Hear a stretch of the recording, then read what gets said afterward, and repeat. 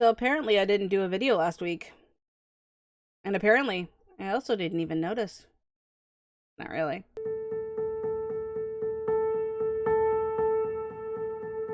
Hey guys, Crystal here, and I wanted to make a video today. This last week has been weird. The week before that was great. And everything is super awesome. I know that sounds mildly overdramatic. Or underdramatic. Feeling very apathetic today. It's like, I know I want to do stuff. I want to get stuff done, but I don't know what to say, I guess. Last week, there's this stuff that I'm going through right now is, it's nothing dramatic. It really isn't. We're talking about, like, a change in my husband's schedule, so I have to wake up earlier and go to bed earlier, because he does, and that's only fair, and that's just a nice way of doing things. So I'm getting used to that. Also, as it doesn't let you sleep in, it's against the law. She's a day cat, and everyone else has to be up during the day. She gets to take 20 naps, but that's beside the point. And also, it's been hot, muggy, raining, just all kinds of just awful, which apparently both the stuff that's going on in my shoulder and headaches and migraines are connected to the heaviness and the rain and the humidity and everything. So there were a couple days last week where I didn't even want to get out of bed, and it was lucky if I actually did. Now, there were some good things that came out of that, and I just finished some of it. One, I have new artwork that I was working on that has no connection to anything whatsoever, I swear.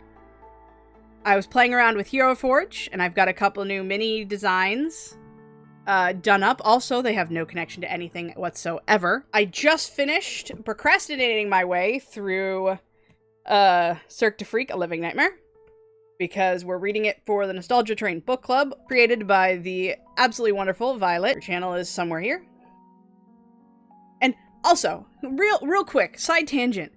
We were talking about covers, and she was, there was a poll on her Instagram of what covers were cooler. Or was it on the Nostalgia Book Train Instagram? I don't even remember anymore. I'm not good at this whole social thing. I'm trying. I'm trying really hard. But here's my cover. And I'm going to show somewhere around my face the other covers I was able to find. There are at least 4 different covers for this book alone. Kind of cool, kind of insane, super dope. And weird. So, I was reading this. Now, when I say procrastinating my way through, you can see how small this book is. Right? It's tiny. It's nothing compared to Aragon, which is still, as you can see by my bookmark wedged in there, is still DNF'd. I'll get to it eventually someday, maybe, perhaps. I wanted to do a video talking about my thoughts about Aragon, and that didn't even happen. My new project, since I'm digging rereading Cirque du Freak and all the books that come with it, I don't actually have them all. I'll have to do a library, the other half of the series. I started thinking, since I was enjoying the first book, getting back under the nostalgia blanket that is comfy vampireness, that I was going to take it one step further. I mean, the Nostalgia Book Club group hasn't decided if we're reading the rest of the series, but I have. I want to read the entirety of the saga of Darren Shan. But that's not all, folks. I also want to read the rest of my vampire books that I own. Interview with the Vampire, The Vampire Lestat, Queen of the Damned. I think I own Bram Stoker's Dracula in there somewhere. There's an anthology book of different vampire short stories I own. There is a published, what I'm referring to as a published fan fiction from the Angel TV series that is actually in book form, buried somewhere back there in my closet, called Endangered Species, where Angel is taking part in the dangerous game. You know, the classic literature where this hunter's hunting humans. Well, this time the hunter is hunting vampires. Okay. If you say so. I mean, child me, when I bought it, when I read it, like, I was obsessed with Buffy the Vampire Slayer and Angel, so of course I love that book. We're gonna see if it holds up. I have Twilight, of course. I have the House of Night series. And then there's also a couple other piddly vampire books that came out around the same time. Why am I going to put myself through this possibly Herculean task when I'm not the biggest reader? It does, unless I'm like super absorbed, it does take me a while to get into books. Because I have an idea. I may have mentioned it before, and I'm just biting off so much more than I can chew. I want to look at all of the vampire stuff that I own. Books, TVs, movies. I want to absorb them all into my system again and see what things do the writers, the authors, the creators of all these different walks of vampire life, what do they keep the same? What do they change? And what do they just make up because they're probably just like the rest of us and just a little bit mad? That project is going to see the light of day at some point. Speaking of projects that may or may not ever see the light of day, we have the D&D series featuring Phoebe Fizzlebang, where my animated cohort that I've been working on for the past half a year, maybe, may or may not be shelved at some point. Because of everything that happened to her, her story is kind of up in the air herself. Technically, I do have more to tell up until the point of where we are now in the campaign, so there are still videos to be made. The problem is I'm trying to figure out what I want to do after I get that far. So my brain's trying to think in the future where I haven't even started working at the present. Phoebe's animated, I just need to put a background on her and do the audio. And we're good. But I'm procrastinating on that pretty freaking hard if you guys haven't figured that out. I might just settle for doing D&D Talking Heads where I just recap the story to the best of my abilities. Whether it's Phoebe or a different character, I don't know. We haven't had a session since Phoebe's fall from the Great Tree. Great Tree? I mean, I think it's great because we live underground in a druid grove. It's super cool. But we haven't had a session since Phoebe's death and resurrection. So we haven't decided what is happening with her next. I did tell my group that I was thinking about getting Phoebe to leave, but I've been humming and hawing about it since we haven't had the session. Do I keep her while she's going through, like, who am I now that I'm a human? Instead of Phoebe Fizzlebang the gnome, do I change my name? Is my identity changed? Who am I if I'm not a angry chihuahua with more brains than sense? She's working on that. But does she stay in the party while she's working on that, or does she leave and find herself? Because identity crises are weird. And if she does leave, then do I play a new character? Now this is me. I have D&D Beyond, and I'm obsessed with the character creation screen, so it's not like I'm limited to any... It's not like I don't have backup characters. I do. Half of the problem is I always make the joke, oh, if my character dies, I have new characters. Reality sits in, and it's like, oh, now my character's dead. It's like one of those expectations versus realities. It's like you're preparing just in case it happens, but when it happens, it's like shell shock. I was talking about that with one of the other players in my campaign, where I've been feeling really weird about the whole thing. Because I've gone through other campaigns and I've changed characters mid campaign, and I've changed alignments. I've had characters that started off as a hero and became a villain, and all these other things. Like, I've done that sort of thing before. So I don't always want to do that thing. Am I doing that thing again? So many questions. And I realize I've just gone on into another tangent that may or may not have any relation to what I am, to the overall scope of this video, but we're just gonna keep going. Long story short, I don't know what's happening with the animated variant of my Phoebe series.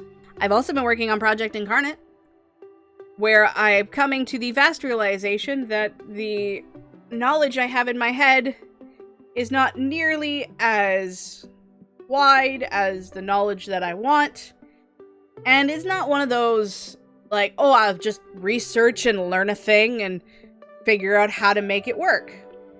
Is because a lot of these things, or at least some of these things, it's not necessarily something I can research, like, not in the strictest sense. Because, for instance, I write sibling characters. Elizabeth and Kira. I'm an only child. I don't really know how how siblings interact outside of the siblings that I know.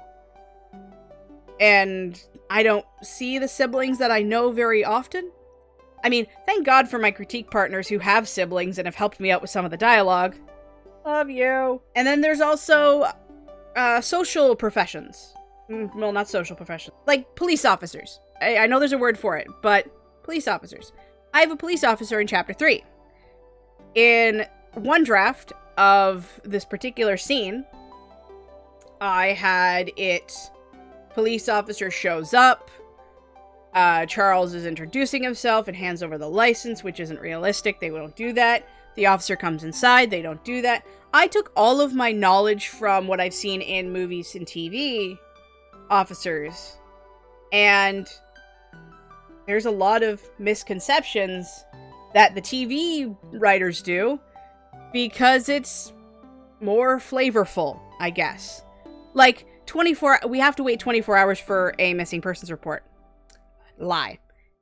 Apparently. Wonderful people helping me realize I'm doing something wrong before we publish. So I'm working on that. Chapter 3 is taking a little bit longer than the other few chapters that I've done so far because I want to make sure that it makes sense. So that's what I'm working on. It's almost July, and Camp Nano, it's like mini version of NaNoWriMo, NaNoWriMo in November. And I'm not directly participating, since I'm working on Project Incarnate. I don't have a word count, but I will be streaming with Marta and Violet, and possibly Danny, where we do pop-up sprints and work our way through July because, progress. Yay! Productivity. Yay! Also, today, I'll be with Violet and Marta on Violet's channel while we talk about Cirque du Freak. I think I may have mentioned that. I'm not 100% sure because I've done multiple takes of this video. I was also thinking about maybe doing writing sprints on my own channel at some point, whether solo or with friends, I don't know. Because I do a lot of streaming on Twitch, but that's all video games. And I kind of want to keep that gaming. So I might do writer sprints over here. But I don't know. Because I already feel like I've got way too much on my plate. And I don't know how I can get through a day with getting everything done that I want to get done. And I haven't even mentioned everything. I mean, I've mentioned a lot of the work stuff. But there are other things where I'm trying to find time to just relax and not work and stuff like that and playing games with my friends and with my husband. But those games also require my time, my effort, my energy. And I'm feeling very overwhelmed this week, to be completely frank. Where even relaxing feels overwhelming. I'm probably not alone in that feeling, and I hope I make sense when I say it like that. It's basically where we're at. What I've been doing. It's how things have been going, and what my plans are if I can actually get myself to actually progress the plan. So this is the video that I'm releasing today. Like I said, I'm feeling very, I don't know. It feels like summer rut season. It's hot, it's muggy, and I just feel like a sloth wanting to slow down and nap for a week. But that's okay, because I won't.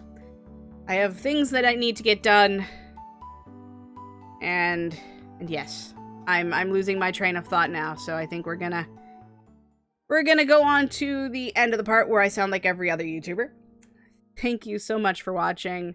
Comment down below how your month has been going. Are you participating in Camp NaNoWriMo, or are you not participating in Camp NaNoWriMo? Are you working on anything cool and interesting? Are you just putting your head in your hands trying to figure out how the hell you're gonna get through this month? Oh, don't forget to subscribe. Ring the bell for notifications so you catch all the videos that I will try to remember to at least do once a week. Last week just got completely away from me. Check me out on Twitch, Mondays, Wednesdays, 2 p.m. Eastern Standard Time, where I play some Don't Starve, crazy little permadeath game where your goal is to not starve, among other things. I'm really not good at it, so it's kind of funny. And until next time, love all around. Take care. Bye. I'm really bad at this outro stuff. See you next time.